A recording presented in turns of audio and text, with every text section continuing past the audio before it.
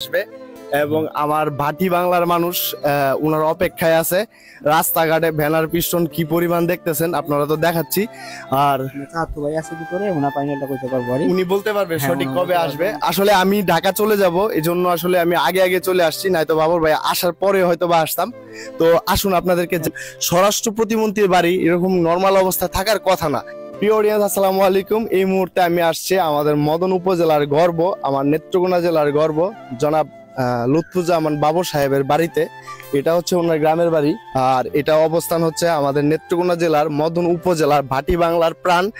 এই যে আমাদের লুৎফুর রহমান বাবর সাহেব, উনি হচ্ছে আজকেই কারামুক্তি হয়ে খুব শীঘ্রই ওনার গ্রামের বাড়িতে অবস্থান করবে। এটাই হচ্ছে ওনার একটা গ্রামের বাড়ি, যেটা 17 বছর আগে উনি হচ্ছে ছেড়ে গিয়েছিলেন, এবং গত 17 বছরে এটাতে কি পরিমাণ ধ্বংসস্তূপে পরিণত হয়েছে সেই বিষয়ে আপনাদেরকে জানাবো, এবং ওনার গ্রামের বাড়িতে কি কি আছে এবং কি কি কারা কারা আছে এবং কবে আসতেছে সেই বিষয়ে আপনাদেরকে জানাবো।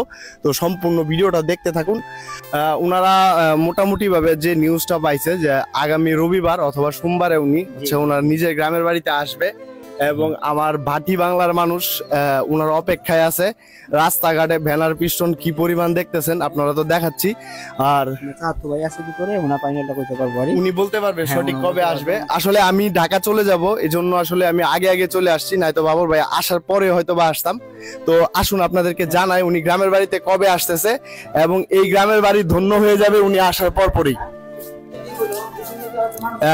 দেখা যায় উনি আসার জন্য এখানে কিছু কারেকশনের কাজ চলতেছে। আসসালামু আলাইকুম, আসতে পারি? আচ্ছা, এই হচ্ছে উনার মূল অফিস। এটা কি অফিস? উনার বাসা অফিস।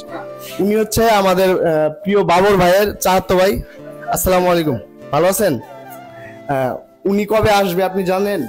জি, আসসালামু আলাইকুম, অনেক ধন্যবাদ আপনাদেরকে। যেটা জেনেছি যে উনি মঙ্গল মানে বুধবার আসবেন। এর মধ্যে ওনার আরো কিছু কাজ আছেন ওই যে ঢাকাতে, ওই আনুষঙ্গিক কাজগুলো শেষ করে তারপর এই ভাটি বাংলার সিংহপুরুষ, আপনাদের প্রাণপ্রিয় নেতা জনাব লুৎফুজ্জামান বাবর, সকল স্বরাষ্ট্র প্রতিমন্ত্রী, উনি আসবেন আপনাদের দোয়ায়।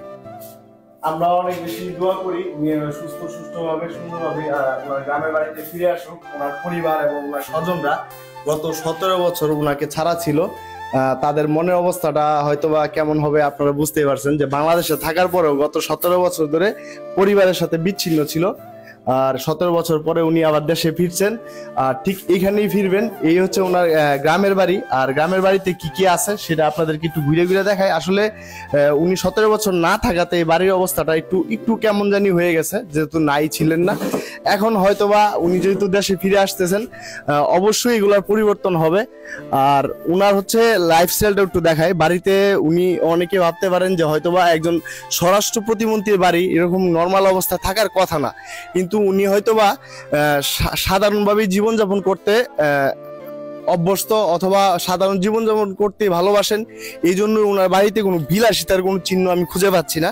যে একটা আছে না, মানে কোটি কোটি টাকার বিজনেস করে যে বিলাসিতা করবে, ওরকম কোনো চিত্র আমি ওনার বাড়িতে খুঁজে পাচ্ছি না। তো হ্যাঁ কাকা বলেন।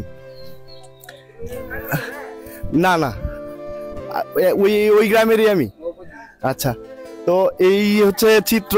এটা হচ্ছে ওনার বাসা নাকি ওখানেই থাকেন উনি? আচ্ছা, এই বাড়িটা করা অবস্থায় ওনার নামে মামলা হয়েছিল, যার পরে ওই কাজটা একবারে স্থগিত ছিল। হ্যাঁ, একজন সাধারণ মানুষ গার্মেন্টস করে অথবা একটা ছোটখাটো বিজনেস করেও শহরের দিকে দেখছি 8তলা 10তলা বিল্ডিং এর মালিক হয়ে যায়।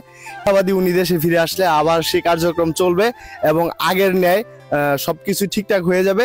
এবং পরবর্তীতে উনি দেশে আসলে, গ্রামে আসলে উনাকে নিয়ে আমরা আর একটা ভিডিও প্রচার করব। সবাই ভালো থাকবেন, সুস্থ থাকবেন, এবং আমাদের জন্য সকলের জন্য দোয়া করবেন। ধন্যবাদ সবাইকে। আল্লাহ হাফেজ।